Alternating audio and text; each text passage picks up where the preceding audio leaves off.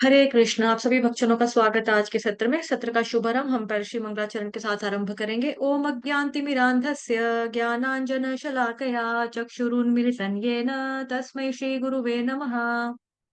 श्री चैतन्य मनोभीष्टं स्थापितं येन भूतले स्वयं रूपः कदा मह्यं ददाति स्वपदान्तिकं। वन्देऽहं श्रीगुरोः श्रीयुतपदकमलं श्रीगुरून् वैष्णवांश्च श्रीरूपं साग्रजातं सहगण रघुनाथान्वितं तं सजीवं साद्वैतं सावधूतं परिजनसहितं कृष्ण चैतन्य देवं श्रीराधा कृष्णपादान् सहगण ललिता श्रीविशाखान्वितांश्च।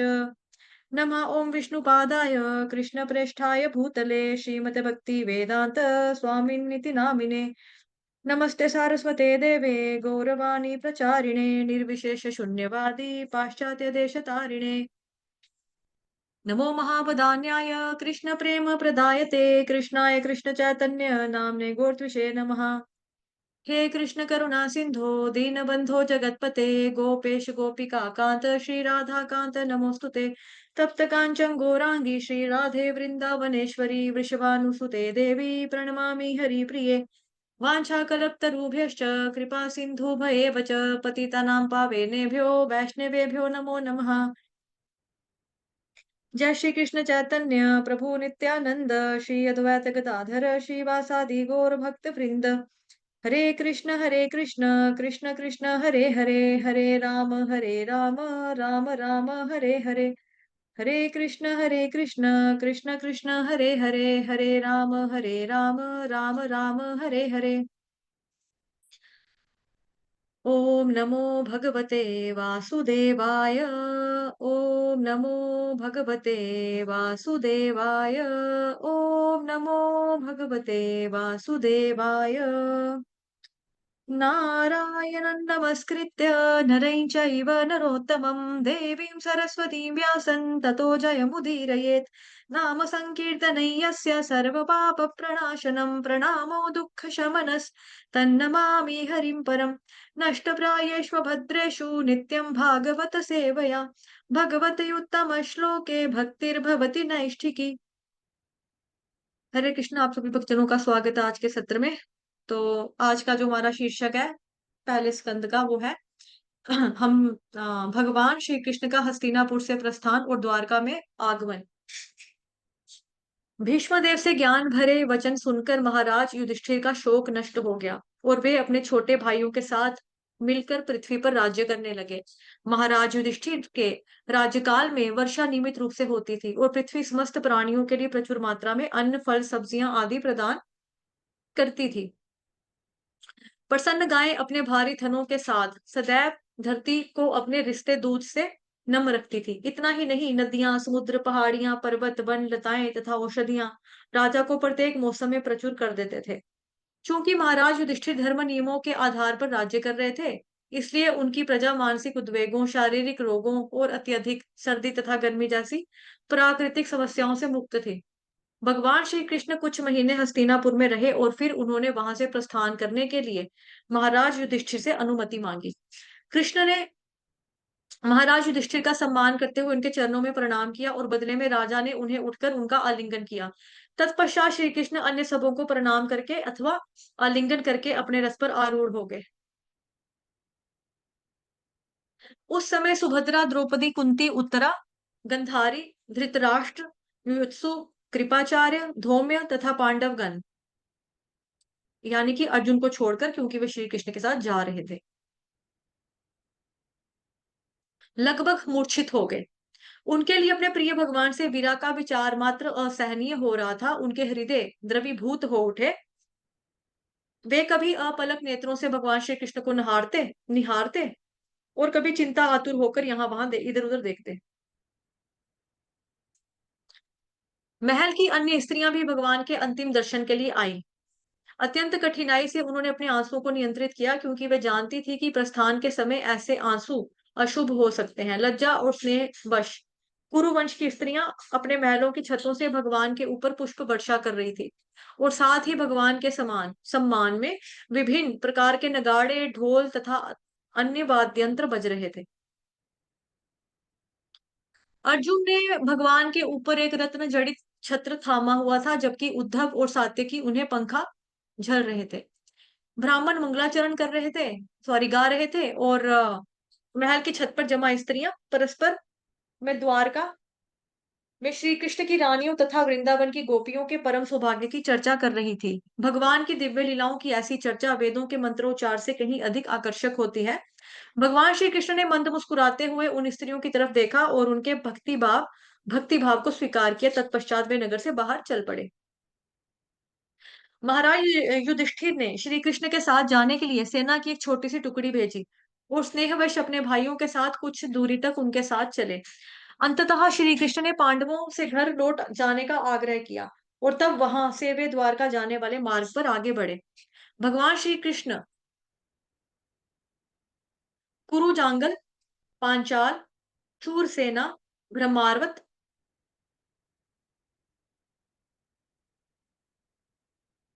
ब्रह्मावड़, कुरुक्षेत्र, मत्स्य, सारस्वता और मरुस्थलों से गुजरे।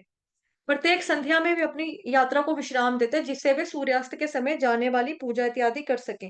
वे जहां कहीं से गुजरे, स्थानीय लोगों ने उनका भव्य स्वागत किया और आदर सम्मान के साथ उनकी पूजा करते हुए उन्हें अनेक मूल्यवान उपहार भेंट किए। एक सेकंड।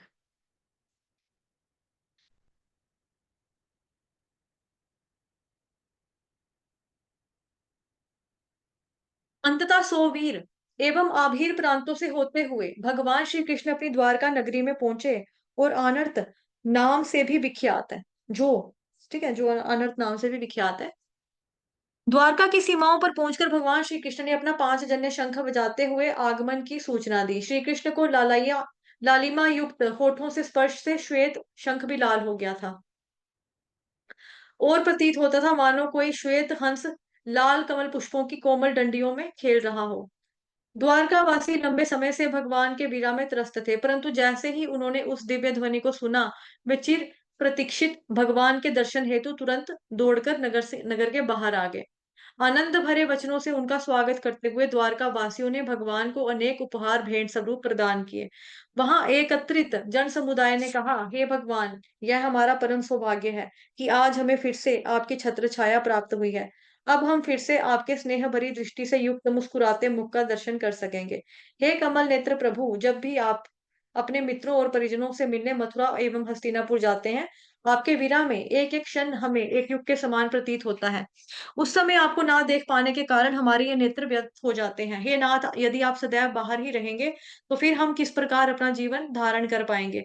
द्वारका में प्रवेश करते समय श्री कृष्ण ने उन नागरिकों पर अपनी कृपा दृष्टि डालकर उनके उपहार तथा अभिवादन स्वीकार किया। उन्होंने देखा कि संपूर्ण नगरी भव्य रूप से सजी धजी थी और समस्त ऐश्वर्यों से परिपूर्ण थी। सड़कों, बाजारों और सार्वजनिक उद्यानों को अच्छी तरह से साफ करके वहां सुगंधित जल का छिड़काव किया गया था। नगर का प्रमुख द्वार तथा मार्गों पर बने अन्य अन्य द्वार एवं मेहराबें केले के तनों, फूलों की मालाओं, आम के पत्तों तथा रंग बिरंगी ताकाओं से सजी हुई थी। प्रत्येक घर पर दही, फल, गन्ने, धूप, दीपक तथा जल से भरे हुए मटकों जैसी मंगल वस्तुएं रखी गई थी और फल, फूल और अक्षत बीजों को भूमि पर यहाँ वहां बिखारा गया था। श्री कृष्ण के आगमन का समाचार सुनकर वासुदेव, अक्रूर, उग्रसेन, बलराम जी, प्रद्युम्न एवं श्री कृष्ण के अन्य पुत्र प्रसन्न हो उठे। वे अपने सारे कार्यों को छोड़कर तत्क्षण उनसे मिलने के लिए दौड़े। ब्राह्मणों और हाथियों को आगे रखते हुए वे अपने रथों पर आरूढ़ हो गए। बिगुलों तथा अन्य वाद्यंत्रों के साथ वैदिक मंत्रों का मिश्रित स्वर अत्यंत मधुर प्रतीत हो रहा था। विभिन्न वाहनों पर सवार होकर सैकड़ों विख्यात वेश्याएं सुंदर वस्त्रों और आभूषणों से सुसज्जित होकर वहां पहुंची। वे सभी भगवान के दर्शन के लिए उत्कंठित थी। इन सबके साथ वहां अनेक नट, नायक, गायक, नर्तक तथा विद्वान वक्ता थे, जो श्री कृष्ण की प्रसन्नता के लिए उनके सम्मुख अपनी अपनी प्रतिभाओं का प्रदर्शन करना चाहते थे। तो ए टू जेड जितने भी लोग थे, सारे के सारे वहां पे उपस्थित थे। वास्तव में द्वारका का प्रत्येक नागरिक भगवान जी का स्वागत करने के लिए वहां पर उपस्थित था। और भगवान ने भी बदले में उन सबका यथोचित आदर और सम्मान किया। भगवान ने प्रत्येक व्यक्ति के स्तर अनुसार व्यवहार किया। किसी के समक्ष सिर झुकाकर, किसी से बातें करके, किसी का आलिंगन करके, किसी से हाथ मिलाकर, किसी को केवल देखकर और मुस्कुराकर और किसी को आश्वासन और आशीर्वाद देकर। जब श्री कृष्ण अपने वरिष्ठ परिजनों तथा ब्राह्मणों के साथ मार्ग से गुजर रहे थे, तो स्त्रियां अपने महल की छतों से उन्हें देखने लगी। उनके लिए तो मानो यह एक बहुत बड़ा महा उत्सव था।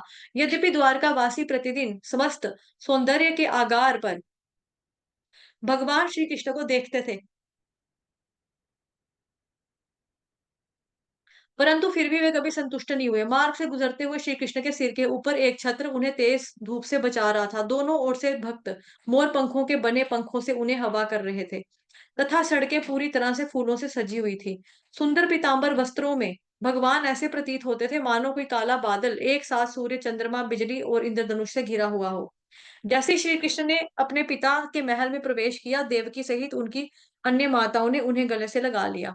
श्री कृष्ण ने उनके चरणों पर अपना शीश निवाते हुए उन्हें प्रणाम किया। जब माताओं ने स्नेहवश श्री कृष्ण को अपनी गोद में बिठाया, तो ममता की तीव्र भावनाओं के कारण उनके स्तनों से दूध और आंखों से अश्रुधारा बहने लगी। परिणाम स्वरूप उनकी पूरी देह इनसे भीग गई।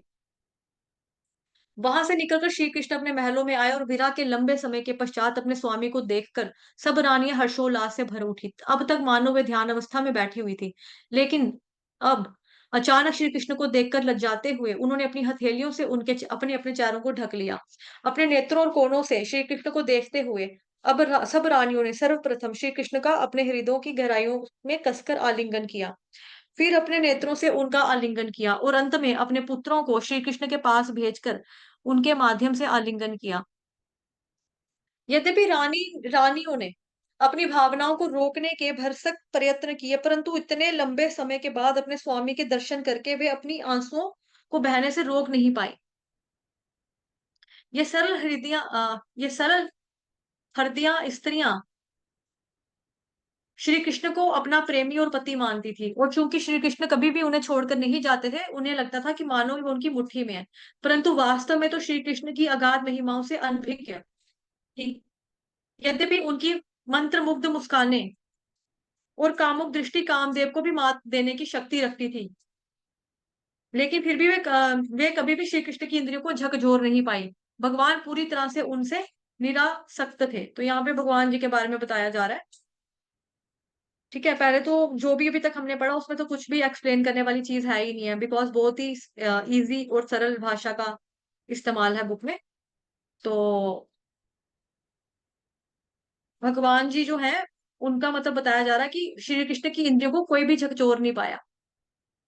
कौन लोग नहीं झकझोर पाया? कि जिनकी मुस्कान और जिनकी कामुक दृष्टि काम दो देव को भी मात देने की शक्ति रखती थी, वो भी श्री कृष्ण की इंद्रियों को झकझोर नहीं पाई। तो भगवान क्यों? क्योंकि पूरी तरह से निरासक्त थे।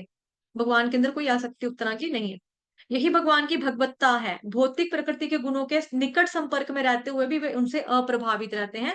इसी प्रकार से जो भक्त भगवान का आश्रय लेते हैं, वे भी भौतिक प्रकृति के गुणों से कभी प्रभावित नहीं होते। महाराज परीक्षित का जन्म। पहला स्कंध। Next topic. अपनी माता के गर्भ में परीक्षित महाराज अश्वत्थामा के ब्रह्मास्त्र के तेज से पीड़ित हो रहे थे। तभी अचानक उन्होंने भगवान को देखा, जो उनकी रक्षा हेतु वहां प्रकट हुए थे।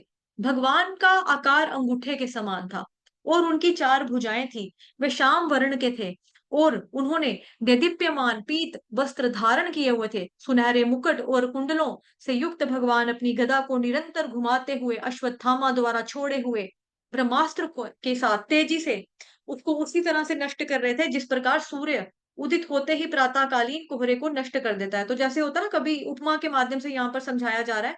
और कल हमने जो चर्चा की थी कि जब जो वो था अश्वत्थामा, उसने क्या किया था? ब्रह्मास्त्र छोड़ा था। गर्भवती जो उत्तरा थी, यानी कि अभिमन्यु की जो धर्मपत्नी थी, है ना, कि कोख के अंदर ही बच्चा जो है वो डिस्ट्रॉय हो जाए, खत्म हो जाए। तो ऐसे में जब उत्तरा आती है, भगवान जी के सामने रोती है और भगवान जी को पहले प्रार्थना करती है कि अगर आपने मारना ही है, अगर आपकी यही मर्जी है तो भी कोई बात नहीं है, लेकिन मेरे पेट में जो बच्चा पल रहा है आप उसकी तो कम से कम रक्षा कीजिए। तो भगवान क्या करते हैं, भगवान ने जब देखा और उसने ये बोला था कि वो जो तीर जिसने छोड़ा है ना, ब्रह्मास्त्र छोड़ा हुआ है, एक तीर मेरी तरफ आ रहा है, आग आग से भरा हुआ तीर है और बड़ी जल्दी जल्दी मेरे पास पहुंच रहा है, बहुत जल्दी जल्दी से मेरे पास पहुंच रहा है। तो भगवान जी ने हालांकि जो भी बिना टाइम वेस्ट किए हुए भगवान क्या करते हैं, प्रवेश कर जाते हैं और वहां पे जाके उनके पेट के अंदर जाके साइज क्या बनाते हैं, अंगूठे के साइज का, ठीक है, अंगूठे का आकार बनाकर भगवान जी उसके साइज का बन के चले जाते हैं और वहां पे जाके जो गदा के साथ युद्ध करते हैं, किसके साथ, जो उसने तीर छोड़ा होता है, ब्रह्मास्त्र यानी कि जो छोड़ा होता है, उसको उसी तरह से नष्ट करते हैं जिस तरह से, जैसे कोहरा, धुंध पड़ी होती, फॉग होता है तो कोहरा होता है ना, तो उस वक्त सूरज जैसे ही चढ़ता है तो वो धीरे धीरे कैसे होता है, वो खत्म हो जाता है, कोहरा हट जाता है, फिर एकदम चीजें हमें क्लियर नजर आने लगती है। तो पहले धुंध में क्या होता है, धुआं धुआं दिखता है, कुछ दिखता नहीं है, लेकिन सूर्य का उदय होते ही सारा धुआं हमारा भाग जाता है, तितर बितर हो जाता है। तो उसी तरह से वास्तव में अश्वत्थामा के ब्रह्मास्त्र ने उत्तरा के गर्भ को भस्मीभूत कर दिया था, परंतु भगवान श्री कृष्ण ने अपने चमत्कार से बालक को तुरंत एक नया शरीर प्रदान कर दिया। हरि बोल। आश्चर्यचकित होकर वह बालक यह सब देख रहा था कि भगवान वहां से अचानक अंतर्ध्यान हो गए। अब जो बेबी परीक्षित महाराज, जो कि मम्मा की अभी अपने उनके गर्भ के अंदर थे, उन्होंने देखा कि मैं तो मतलब पूरा खत्म ही था, जैसे यहाँ लिखा ना, उत्तरा के गर्भ को भस्मीभूत कर दिया था, मतलब भस्म, जलकर भस्म हो जाना एक तरह का, ऑलमोस्ट हो चुका था पूरा। लेकिन फिर भी भगवान ने क्या किया, अपना चमत्कार दिखाया और बालक को फिर से तुरंत फटाफट एक नया शरीर प्रदान कर दिया। और जो बच्चा था वो मतलब महाराज परीक्षित जब छोटे बेबी थे, अंदर से वो पूरा देख रहे थे, वो देख रहे थे कि कौन है ये, किसने मेरी मदद की, मुझे, मैं तो मर गया था, मुझे किसने दोबारा से नया नया मतलब शरीर दे दिया, मैं तो सड़ गया था पूरा, किसने दिया। जो जैसे वो देखना चाहते थे, भगवान वहां से गायब हो गए, अंतर ध्यान हो गए। तत्पश्चात उस समय जब आकाश में समस्त नक्षत्र अत्यंत शुभ अवस्था में स्थित थे, पांडु के परपोत्र, ठीक है, पांडु के परपोत्र, अब पांडु कौन है, पांडवों के पिता का नाम है ना पांडु। तो पांडु में से जो अर्जुन, अर्जुन की संतान हो गया अभिमन्यु, आगे अभिमन्यु का बच्चा था ये, मतलब अर्जुन का पोतरा, ठीक है, वो क्या है, महाराज परीक्षित। और पांडु का क्या लगा, पड़पोतरा, पर है ना, लिखा है यहाँ पे परपोत्र। परीक्षित ने जन्म लिया। महाराज युधिष्ठिर ने अत्यंत हर्षोल्लास के साथ बालक का जात कर्म संस्कार किया, जिस दौरान कृपाचार्य और ऋषि धौम्य के निर्देशन में विद्वान ब्राह्मण वैदिक मंत्रों का उच्चारण कर रहे थे। अनुष्ठान की समाप्ति पर महाराज युधिष्ठिर ने ब्राह्मणों को प्रचुर मात्रा में सोना, भूमि, गांव, धान्य और पशु संपदा दान में दी। उनसे प्रसन्न होकर ब्राह्मणों ने राजा को बताया, हे राजन, यह बालक भगवान हरि का परम भक्त और कुरुवंश का अंतिम राजा है, इसलिए भगवान विष्णु ने इसकी रक्षा की है, फलस्वरूप यह विष्णुरात और परीक्षित के नाम से जाना जाएगा। महाराज युधिष्ठिर जिज्ञासा करते हुए कहा कि यह क्या, यह बालक हमारे वंश में अब तक हुए महान राजऋषियों के ही समान होगा। आश्वासन देते हुए ब्राह्मणों ने कहा, यह बालक महाराज इक्ष्वाकु के समान अपनी प्रजा का पालन करेगा, भगवान राम के समान अपने वचनों को पूरा करेगा और उशीनर नरेश महाराज शिबी के समान उदार हृदय से दान करने वाला शरणागत वत्सल होगा। यह अर्जुन के समान महान धनुर्धर बनेगा और सिंह के समान बलशाली होगा। यह पृथ्वी के समान संयमी और हिमालय के समान सबको आश्चर्य देने वाला होगा। महाराज युधिष्ठिर, रस्मचित्तता में ये आपके सम्मान होगा और दानशीलता में भगवान शिव के समान होगा। यह बालक भगवान नारायण के समान सबको शरण प्रदान करेगा। उदारता में यह महाराज रांति देव के समान बनेगा और सहनशीलता में महाराज बलि के समान, और भगवान श्री कृष्ण के परम भक्तों में यह महाराज प्रहलाद के समान होगा। तक्षक के हाथों अपनी मृत्यु की भविष्यवाणी सुनकर यह बालक गंगा तट पर सुखदेव गोस्वामी से आत्म तत्व की जिज्ञासा करेगा और तत्पश्चात परम अभय पद को प्राप्त होगा। यह कहकर ब्राह्मण लौट आए। अब देखो यहाँ से एक हमें बहुत ही, एक तो देखो हमें जो ज्यादा समझाने वाली बात नहीं, जो यहाँ से लेकर ये वाला पैरा पड़ा ना, आश्वासन से लेकर यहाँ समान होगा, यहाँ पे तो सभी जो दिग्गज लोग हुए हैं, चाहे वो राजा हैं, चाहे वो भगवान है, चाहे वो प्रहलाद महाराज है, महाराज बलि हैं, ठीक है, तो सभी के नाम गिनाते हुए, सभी के गुण को दर्शाते हुए, गिनाते हुए कि उसकी तरह ऐसा बनेगा, ऐसा योद्धा होगा, शेर की तरह होगा, सबको सहारा देने वाला होगा, कंट्रोल वाला होगा, संयमी होगा, है ना? और नारायण की तरह सबको शरण देने वाला होगा, दान करने में शिव जी के समान होगा। इस तरह से सभी के गुण गिनाए। लेकिन साथ ही एक चीज़ और बताइए, तक्षक के हाथों, तक्षक किसको बोला गया? नाग, है ना? जिसने जो तक्षक के हाथों अपनी मृत्यु की भविष्यवाणी सुनकर यह बालक, अब देखो अभी जस्ट जन्म हुआ है, यहाँ पे मृत्यु का भी साथ ही पता लग गया ना, वहीं पर भविष्यवाणी हो गई है। अब देखो जैसे भगवान जब उसकी कोख में रक्षा करने के लिए गए थे परीक्षित महाराज की, है ना? तो वहां पे हमने क्या पढ़ा कि ऑलमोस्ट पूरा का पूरा एक तरह का खत्म ही था शरीर, लेकिन भगवान ने फिर क्या किया, फटाफट से उसको तुरंत ही नया शरीर प्रदान कर दिया। और बच्चा देख रहा था कि मतलब मेरे को शरीर नया मिल गया, है ना? सोचो कि जो पूरा देख चुका है कि पूरा तरह से अब मैं खत्म हूँ, बस अब मरने ही खत्म हो गया है, फिर भी उसको एकदम से नई जिंदगी मिल जाए।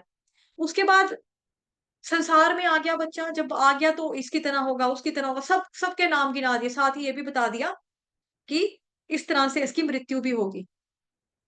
इस तरह से अपनी मृत्यु की भविष्यवाणी सुनकर यह बालक गंगा तट पर सुखदेव गोस्वामी से आत्म तत्व की जिज्ञासा करेगा और तत्पश्चात परम अभय पद को प्राप्त होगा। तो यहाँ से हमें पता चलता है कि जब हम पैदा होते हैं ना, तो उसके साथ ही डिसाइड हो जाता है कि भाई हमारी मृत्यु निश्चित है। इस दुनिया में कोई भी हमेशा रहने के लिए नहीं आता, है ना? जो आया है वो जाएगा, आज नहीं तो कल सबका नंबर आएगा, किसी का पहले तो किसी का बाद में आएगा। ये बात पक्की है कि नंबर जरूर आएगा। तो ये है।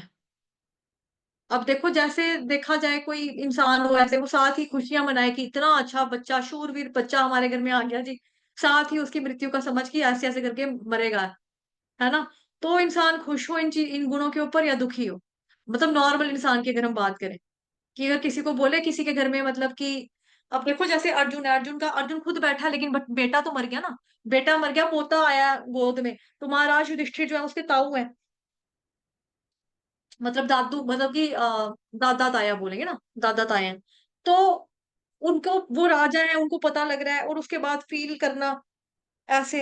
लेकिन यहाँ पे क्या बताया जा रहा है कि जन्म के साथ ही मृत्यु भी हमारी डिसाइडेड होती है, प्री डिसाइडेड होता है सब कुछ, प्री फिक्स्ड होता है ये। यह कहकर ब्राह्मण लौट गए। नहीं तो देखो हम भी कह सकते हैं ना कि महाराज परीक्षित की तो उम्र ही कितनी थी, छोटा सा था बेचारा, इतनी कोई एज थोड़े ना थी, इतनी कोई एज थोड़ा नहीं थी। जैसे हम लोगों को अपने संसार में किसी की मृत्यु होती तो हम कहते हैं ना अभी तो बूढ़ा भी नहीं था बेचारा, छोटा ही था, चला गया। लेकिन सब कुछ प्री डिसाइडेड होता है ना? कि ऐसे हुआ, डेथ ऐसे होगी, अभी एज कम थी, कई छोटे छोटे बेबीज भी मर जाते हैं। तो ऐसे ही होता है ये। यह कहकर ब्राह्मण लौट गए और वह बालक और दाताओं के संरक्षण में उसी प्रकार बढ़ने लगा जिस प्रकार शुक्ल का चंद्रमा दिन प्रतिदिन अधिक पूर्ण और दैदीप्यमान होता जाता है, परंतु वह कभी भी उस व्यक्ति को नहीं भूल पाया जिसे उसने अपनी माता के गर्भ में देखा था, यानी कि श्री कृष्ण भगवान को, जिन्होंने उसकी रक्षा की थी, जिन्होंने उसको नया जिंदगी दिया, नई नया जीवन दिया, है ना? उसको वो याद कर रहा था, मतलब कि कभी भूल नहीं पाया। वह मिलने वाले प्रत्येक व्यक्ति का चेहरा देखते हुए उनकी परीक्षा लेता था, ठीक है, कि कहीं ये वो तो नहीं। इसीलिए उनका नाम पड़ा परीक्षित। परीक्षित, कि पहले परीक्षा लेना। बचपन से ही परीक्षित महाराज महाभागवत थे और वह खेल खेल में ही अपने पारिवारिक इष्ट देव भगवान श्री कृष्ण के विग्रहों की पूजा किया करते थे। कुछ समय पश्चात महाराज युधिष्ठिर ने एक अश्वमेध यज्ञ करने का विचार किया जिससे वे कुरुक्षेत्र युद्ध भूमि में करोड़ों लोगों की हत्या से लगने वाले पाप से स्वयं को मुक्त कर सके। क्योंकि कल भी हमने पढ़ा था ना कि महाराज युधिष्ठिर जो थे वो बड़े ही आत्मग्लानि अनुभव कर रहे थे कि सारा काम ही मेरी वजह से हो गया जी, ये जो महाभारत की लड़ाई हुई है, कितनी लोग, कितने भाई किसी का भाई मर गया, किसी का बेटा मर गया, किसी का पति मर गया, किसी का पापा, किसी के पिताजी की डेथ होगी। तो ये सारा कुछ मेरी वजह से हुआ। अगर मैं यज्ञ भी करा लूं, अगर मैं पूजाएं भी करा लूं, तप भी कर लूं, तब भी मुझे लगता नहीं कि मैं इस पाप से मुक्त हो पाऊंगा। तो फिर यहाँ पे क्या बताया जा रहा है कि कुछ समय के पश्चात महाराज युधिष्ठिर ने एक अश्वमेध यज्ञ करने का विचार किया जिससे वे कुरुक्षेत्र युद्ध भूमि में करोड़ों लोगों की हत्या से लगने वाले पाप से स्वयं को मुक्त कर सके।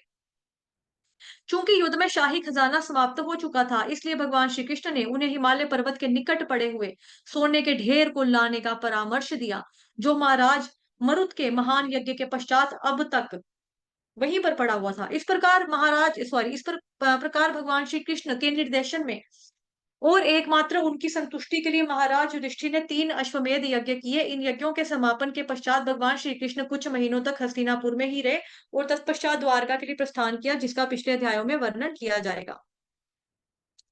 धृतराष्ट्र द्वारा गृह त्याग, पहला स्कंद।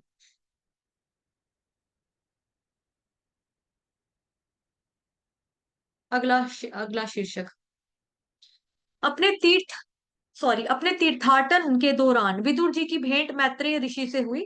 उनसे दिव्य ज्ञान प्राप्त करके वे पुनः हस्तिनापुर लौट आए। राजमहल में विदुर को लौटा हुआ देखकर सबकी प्रसन्नता का ठिकाना नहीं रहा। पांडवगण, धृतराष्ट्र, गंधारी, कुंती, कृपाचार्य और अन्य सब सदस्यों ने उनका हार्दिक स्वागत किया। उनके लिए विदुर का आगमन उसी प्रकार था मानो मृत शरीर में लंबे समय पश्चात प्राण लौट आए हों। सबने अपने अपने स्तर के अनुसार उनका अभिवादन किया। किसी ने उन्हें प्रणाम किया, किसी ने उनको गले से लगाया।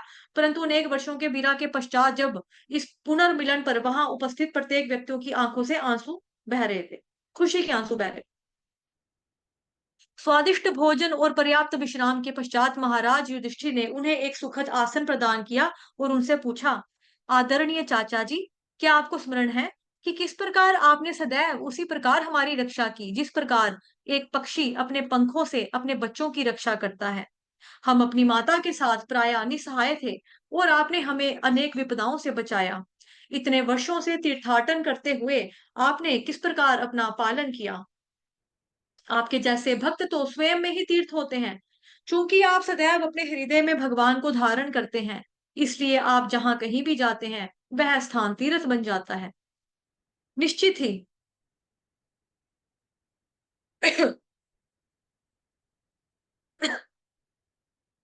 कहाँ गया? निश्चित ही आपने द्वारका की यात्रा भी की होगी। कृपया बताइए कि यदुवंश के सारे सदस्य सकुशल तो हैं? उत्तर में विदुर अपने विभिन्न अनुभवों का ब्यौरा देने लगे, परंतु उन्होंने यदुवंश के संहार का समाचार नहीं सुनाया, क्योंकि वे पांडवों को पीड़ित अवस्था में नहीं देख सकते थे। वास्तव में विदुर यमराज के अवतार थे, जिन्हें मांडव्य मुनि के शाप के कारण शूद्र बनकर जन्म लेना पड़ा था। 100 वर्षों तक यमराज की अनुपस्थिति में 12 अदित्यों में से एक अरेमा ने यमराज के पद को संभाला और पापियों को दंड दिया। वैरागी जीवन स्वीकार करने के बाद भी विदुर का हस्तिनापुर लौटना वैदिक नियम के विरुद्ध था, परंतु वहां वे एकमात्र अपने बड़े भाई धृतराष्ट्र को की गर्हित स्थिति को सुधारने के लिए आए थे। सारे संबंधियों ने विदुर का भव्य स्वागत किया और जब उन्होंने धृतराष्ट्र को शिक्षाएं देनी आरंभ की, तो पांडवों और उनकी माता सहित राजमहल के समस्त निवासी उसे सुनने सुनने के लिए चारों ओर बैठ गए, क्योंकि इस प्रकार की आध्यात्मिक चर्चाएं प्रत्येक के लिए समान रूप से कल्याणकारी होती हैं। निश्चित ही अदम्य और शाश्वत काल ने अदृश्य रूप में धृतराष्ट्र को धर दबोचा था और इसलिए वे अपने पारिवारिक जीवन में अत्यधिक आसक्त हो गए थे। व्यंग्य करते हुए विदुर ने धृतराष्ट्र को महाराज कहकर संबोधित किया और फिर चेतावनी देते हुए कहा, आप तुरंत यहाँ से प्रस्थान कीजिए, क्योंकि भय आपके ऊपर हावी हो चुका है। इस संसार में किसी के पास भी ऐसी भयावह स्थिति से मुक्त होने का कोई उपाय नहीं है, क्योंकि काल के रूप में परम भगवान ही हमारे सामने आए हैं। इस काल के प्रभाव में आने पर व्यक्ति अपना सर्वाधिक प्रिय जीवन तक समर्पित करने के लिए बाध्य हो जाता है, तो फिर संपत्ति, सम्मान, परिजन, घर इत्यादि का क्या कहना। मेरे भाई, तुम्हारे पुत्र, मित्र एवं अन्य सब शुभ चिंतक काल के ग्रास बन चुके हैं और अब तुम भी अपने जीवन के अंतिम छोर पर खड़े हो। तुम्हारा शरीर जर्जर हो चुका है और तुम दूसरों के घर में आश्रित होकर जीवन यापन कर रहे हो। तुम जन्म से ही नेत्रहीन हो और उम्र के साथ ही तुम्हें सुनाई भी कम देने वाला है। तुम्हारी स्मरण शक्ति क्षीण हो चुकी है, दांत गिर रहे हैं, यकृत रोगी हो गया है और तुम सदैव खांसते रहते हो। परंतु चूंकि प्रत्येक जीवात्मा में जीवित बने रहने की जो तीव्र आशा होती है, तुम भी इस घर में एक पालतू कुत्ते के समान भीम द्वारा फेंकी जा रही जूठन पर जी रहे हो। ऐसे लोगों की दया पर जीने का क्या लाभ, जिन्हें कुछ समय पूर्व तुमने जलाकर तथा विष देकर मारने का प्रयास किया था। तुम्हारा जीवन अत्यंत निकृष्ट है। ना मरने की तुम्हारी इच्छा और तथा इस अपमानित जीवन को जारी रखने की आशाओं के बावजूद भी तुम्हारा शरीर एक पुराने वस्त्र की भांति जीर्ण शीर्ण हो जाएगा। जो व्यक्ति बिना किसी को बताए अपना घर छोड़ देता है और भौतिक परिस्थितियों से अविचलित रहते हुए किसी दूरस्थ अनजान स्थान पर शरीर त्यागता है, वह धीर कहलाता है। और उससे भी श्रेष्ठ नरोत्तम होता है, जो इस भौतिक संसार के भ्रामक एवं पीड़ादायक स्वभाव को समझकर अपना घर त्यागता है और हृदय में निवास करने वाले भगवान का संपूर्ण आश्रय स्वीकार करता है। हे बंधु, शीघ्र ही कलयुग प्रवेश करने जा रहा है और वह मनुष्यों के समस्त सद्गुणों का नाश करने वाला है। इसलिए तुम बिना किसी को बताए तुरंत घर त्याग दो और उत्तर की दिशा की ओर प्रस्थान करो। यद्यपि जन्मांध होने के कारण धृतराष्ट्र राज सिंहासन के अयोग्य था, फिर भी उसके मन में राजा बनने की तीव्र अभिलाषा थी। अपने छोटे भाई पांडु की मृत्यु के पश्चात वह इच्छा और भी अधिक गहरी हो गई थी। जब उसने देखा कि पांडु के पुत्र अभी छोटे हैं, तो उनकी हत्या के लिए उसने अनेक अन्याय पूर्ण योजनाओं को सहमति दी। उनके मन में आशा बनी रहे कि यदि मैं नहीं तो कम से कम मेरे पुत्र तो राजा बन जाएं। परंतु भगवान की इच्छा अनुसार उसकी सब दुष्ट चालें असफल रही। परंतु आज सब उसके सारे 100 के 100 पुत्र मारे जा चुके थे, चूंकि युधिष्ठिर महाराज अभी तक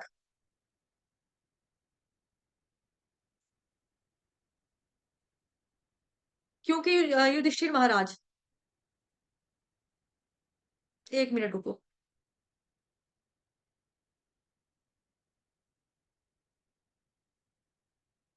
यद्यपि जन्मांध होने के कारण धृतराष्ट्र राज सिंहासन के अयोग्य था, फिर भी उसके मन में राजा बनने की तीव्र अभिलाषा थी।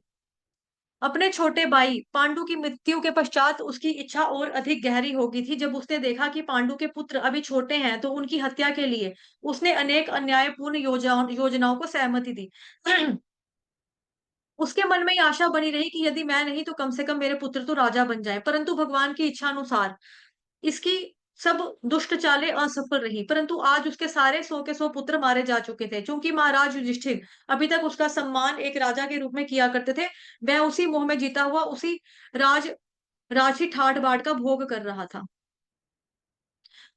परंतु विदुर की शिक्षाएं और तीखे वचनों ने धृतराष्ट्र के अंतर्मन को झकझोर दिया था। वे आध्यात्मिक जीवन के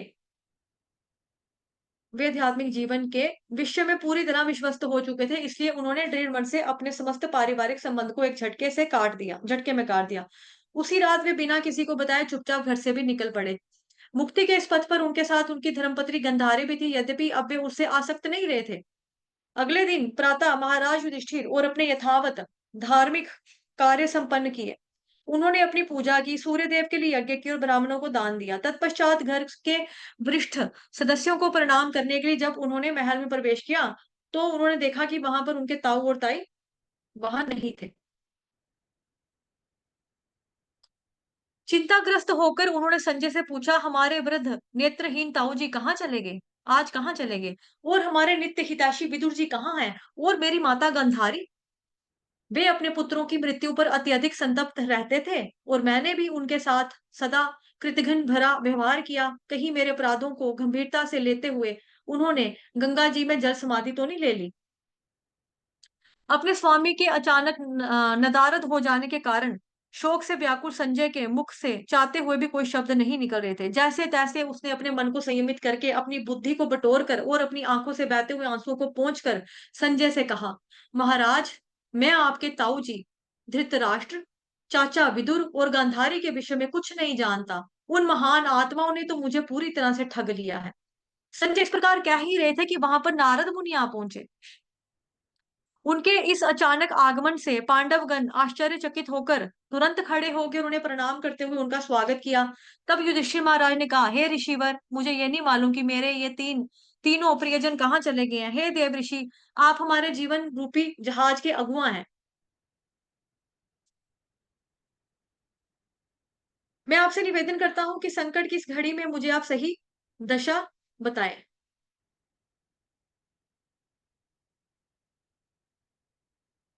यह सुनकर नारद मुनि ने उन्हें समझाते हुए कहा, राजन, शोक करने का कोई कारण नहीं है, क्योंकि प्रत्येक प्राणी पूरी तरह परम भगवान के नियंत्रण में कार्य करता है। ये भगवान ही है जो लोगों को एक साथ लाते हैं और फिर उन्हें बिछड़ा भी देते हैं। मानो कोई अभिनेता पहले मंच को सजाता है और खेल समाप्त होने पर उसे समेट भी लेता है।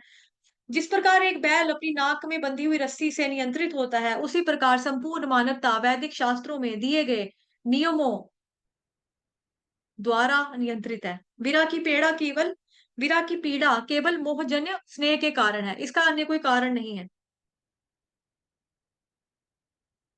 इसलिए सनातन आत्मा की अज्ञानता के कारण आपके चित्त में जो चिंता उपजी है, उसका त्याग कर दीजिए। अभी आप सोच रहे हैं मेरी सहायता के बिना वे तीनों किस प्रकार जीवित रहेंगे, परंतु हमें समझना चाहिए कि हमारा स्थूल भौतिक शरीर काल, कर्म तथा प्रकृति के तीनों गुणों के नियंत्रण में है।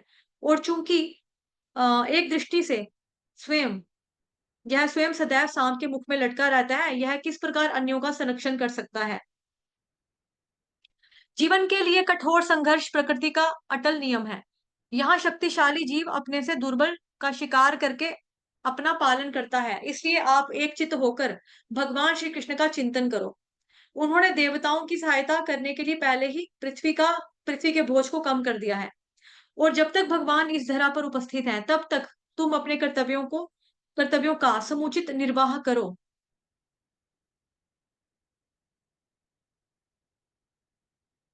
कहाँ गया? परंतु उनके अप्रकट होने के पश्चात तुम भी इस मृत्यु लोक को त्यागने के लिए तैयार रहना।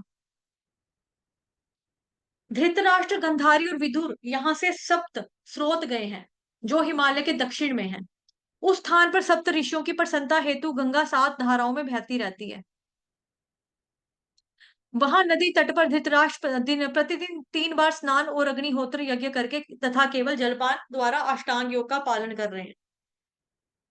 इस योग पद्धति के माध्यम से धृतराष्ट्र को शीघ्र अनुभव होगा कि गुणों की दृष्टि से वे भगवान के समान ही सच्चिदानंद हैं, और इस प्रकार वे भौतिक गुणों के प्रभाव से मुक्त हो जाएंगे। संभवतः आज से 5वें दिन वे अपनी योग शक्ति के बल से अग्नि उत्पन्न करके स्वयं भस्मीभूत हो जाएंगे और अपना देह त्याग करेंगे।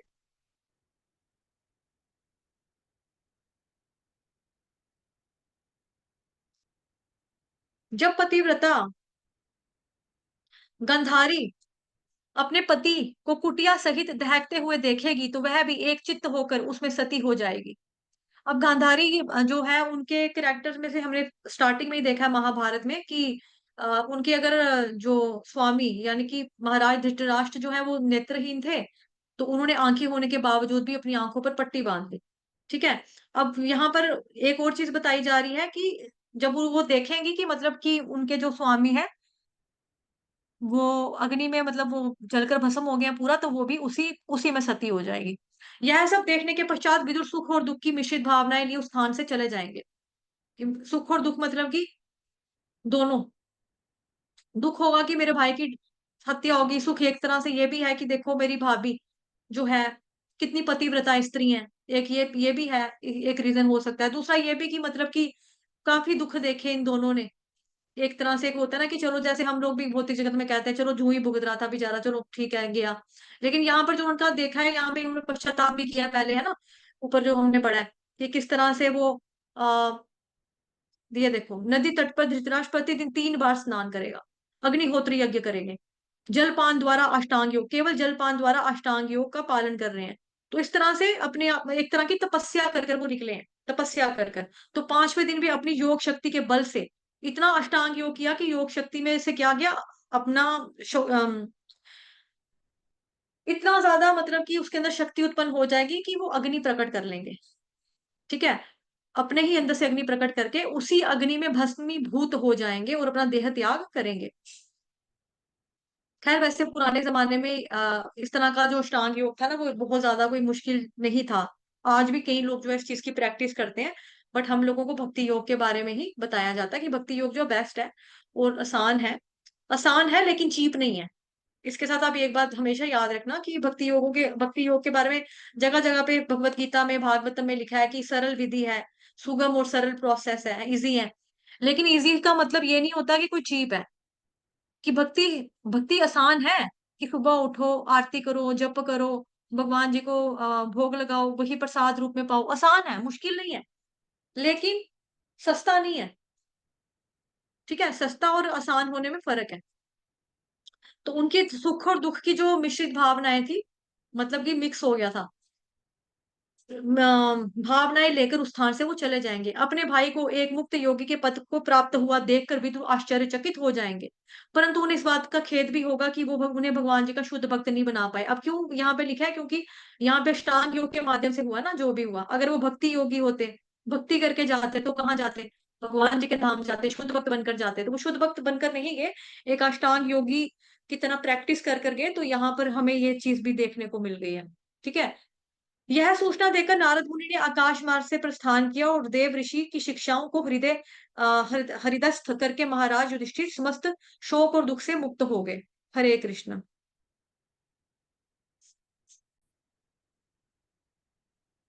श्री कृष्ण का अप्रकट होना तथा पांडवों द्वारा वानप्रस्थ स्वीकारना।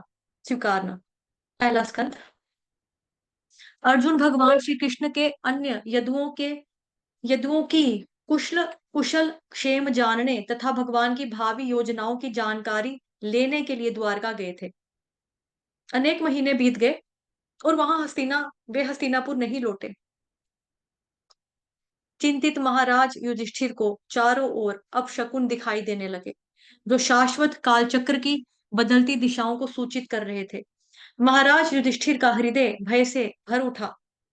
उन्होंने ऋतुओं की नियमितता में बड़ी गड़बड़ी देखी और देखा कि किस प्रकार सामान्य लोग गर्वित, लोभी, क्रोधी और कपटी होने लगे हैं। अनेक नागरिकों ने अपनी आजीविका चलाने के लिए निकृष्ट कार्यों का सहारा लेना आरंभ कर दिया है और मित्रों के बीच सामान्य व्यवहार भी धोखे से अछूता नहीं रहा है। पति पत्नी, पिता पुत्र और भाइयों एवं हितैषियों के बीच निरंतर मनमुटाव और तनाव रहने लगा है। यह सब देखकर चिंतित महाराज युधिष्ठिर ने भीम से कहा, मैंने अर्जुन को द्वारका भेजा था, परंतु अनेक महीने बीत जाने पर भी वह नहीं लौटा है। कहीं ऐसा तो नहीं कि नारद मुनि के कथनानुसार भगवान कृष्ण इस धरती से अदृश्य हो गए हैं? उनकी अहेतुकी कृपा के कारण ही हमें यह राजसी ऐश्वर्य, अच्छी पत्नियां, प्रजा और आधिपत्य तथा शत्रुओं पर विजय प्राप्त हुई है। जरा अपने चारों ओर प्रकट हो रहे इन शकुनों को देखो। ये निकट भविष्य में किसी महान खतरे का संकेत दे रहे हैं। मेरे शरीर के बाएं अंग फड़क रहे हैं, मेरा हृदय भय से भरा है। देखो किस प्रकार मादा भेड़िया उगते सूरज की ओर मुख करके अग्नि उगल रही है। कुत्ते निर्भीकता से मुझ पर भौंक रहे हैं, गाय मेरी बाईं ओर से जा रही है और जबकि अन्य गधे जैसे निकृष्ट प्राणी मेरी परिक्रमा कर रहे हैं। मुझे देखकर मेरे घोड़े मानो रो रहे हैं। उल्लू और उनके शत्रु कौओं की चीत्कार से मेरा हृदय दहल रहा है। मुझे तो पूरा विश्व ही कंपायन में गोचर होता है, कंपायमान गोचर होता है।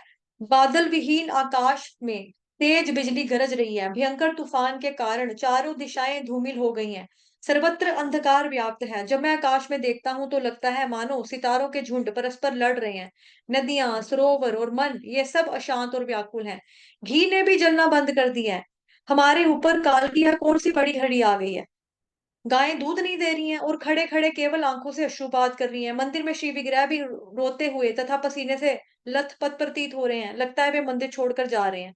नगर, गांव और खेत खलिहान सुंदरता और सुख से विहीन हो चुके हैं। मेरे विचार में इस संसार ने आज कोई अपना महान सौभाग्य खो दिया है। यह धरती भगवान श्री कृष्ण के चरण कमलों के चिन्हों से अंकित होकर परम सौभाग्यवती बन गई थी, परंतु यह सब शकुन दिखा रहे हैं कि स्थिति अब बदल चुकी है।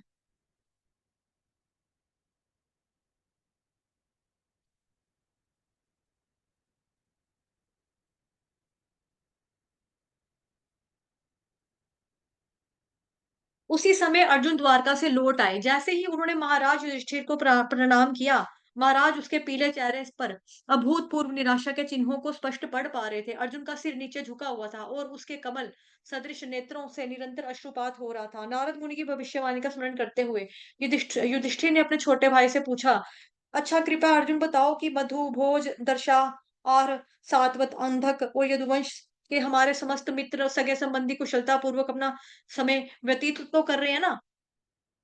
क्या हमारे नाना शूरसेन, मेरे मामा वसुदेव, भगवान बलराम, हरिदिक और उनके पुत्र कृतवर्मा, कंस के पिताजी उग्रसेन और सुषेण, चारुदेशन चारुदेशन, सांब और ऋषभ सहित श्री कृष्ण के अन्य सब पुत्र सकुशल तो है ना? भगवान श्री कृष्ण अपने मित्रों और परिजनों के साथ मिलकर द्वारका में आनंद पूर्वक तो है ना? प्रिय अर्जुन, क्या तुम्हारा स्वास्थ्य ठीक है? तुम्हारे शरीर की सारी कांति क्षीण क्यों प्रतीत हो रही है? क्या इतना लंबा समय द्वारका में व्यतीत करने के कारण लोगों ने तुम्हारी आवभगत में कोई कमी रखी अथवा तुम्हारी अपेक्षा की है?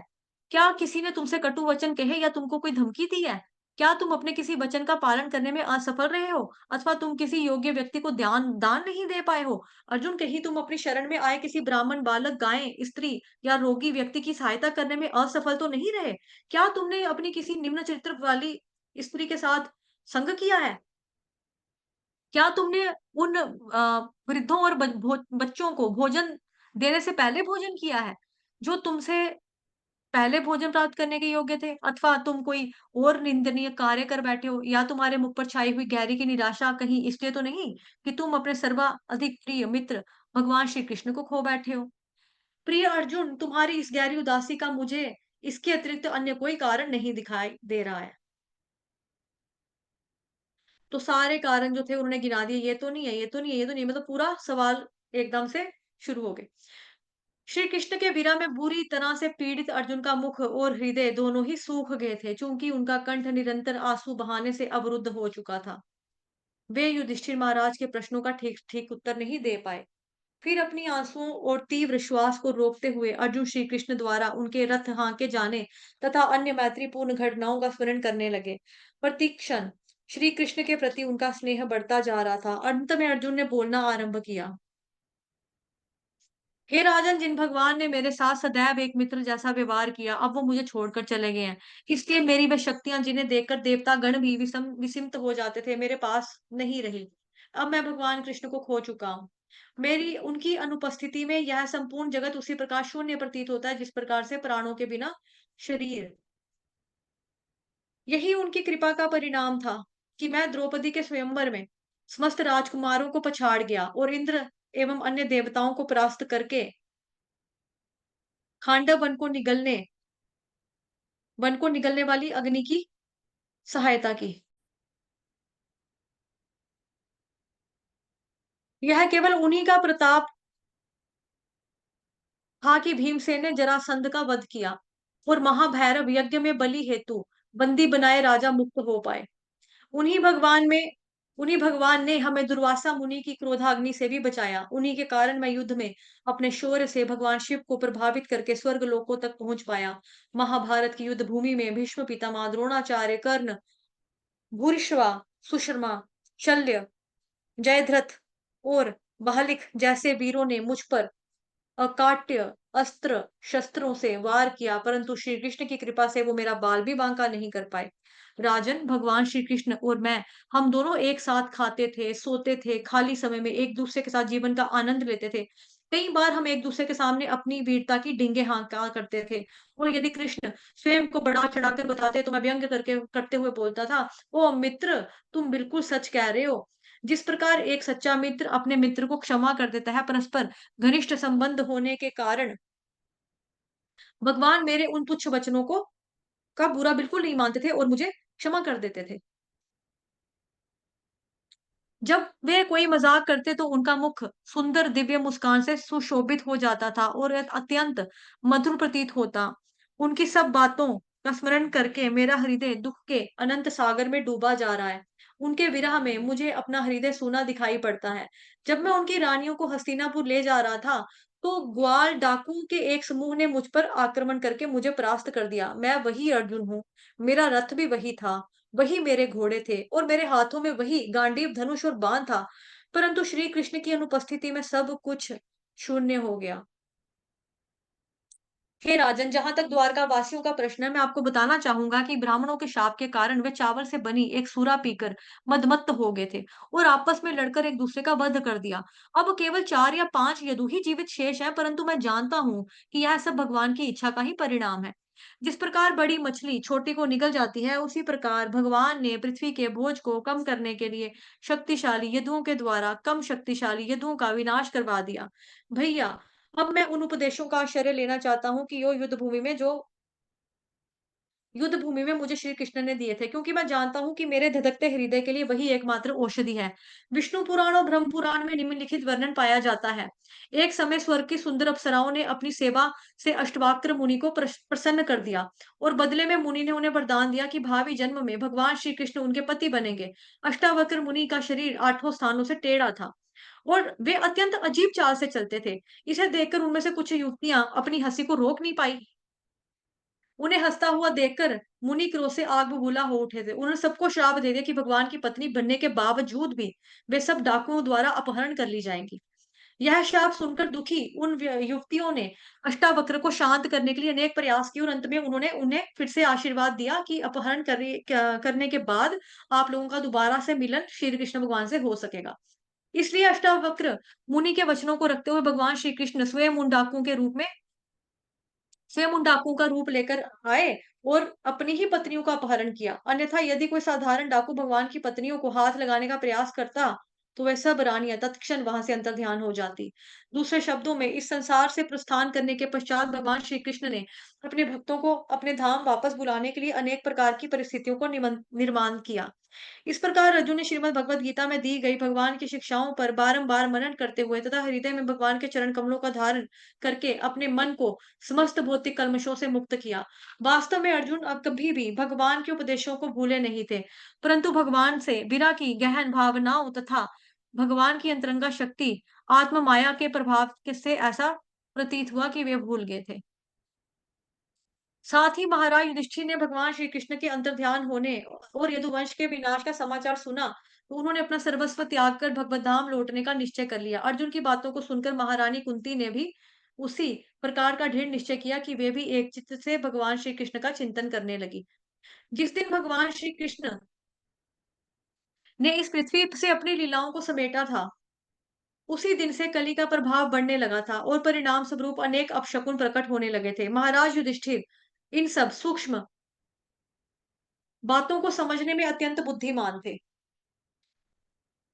इसलिए उन्होंने सर्वप्रथम अपने पौत्र परीक्षित का संपूर्ण पृथ्वी के एक छत्र सम्राट के रूप में राज्याभिषेक किया। तत्पश्चात उन्होंने अनिरुद्ध के पुत्र वज्र को शूरसेन का राजा बनाया, जिनकी राजधानी मथुरा रही। इसके बाद वानप्रस्थ आश्रम स्वीकार करने की तैयारी में महाराज युधिष्ठिर ने प्रजापाति यज्ञ आरंभ किया। यज्ञ की समाप्ति पर उन्होंने अपने राजसी वस्त्र एवं आभूषण इत्यादि त्याग दिए और जीर्ण वस्त्र धारण कर लिए। उन्होंने सब प्रकार से ठोस भोजन का परित्याग कर दिया, अपने बालों को खुला छोड़ दिया और स्वेच्छा से मौन व्रत धारण किया। एक पागल व्यक्ति के समान वेश बनाकर वे इस संसार की प्रत्येक वस्तु से निरासक्त हो गए, यहाँ तक कि अपने भाइयों से भी। और एक बहरे व्यक्ति के समान रहते हुए उन्होंने जानबूझकर सब कुछ सुनना बंद कर दिया।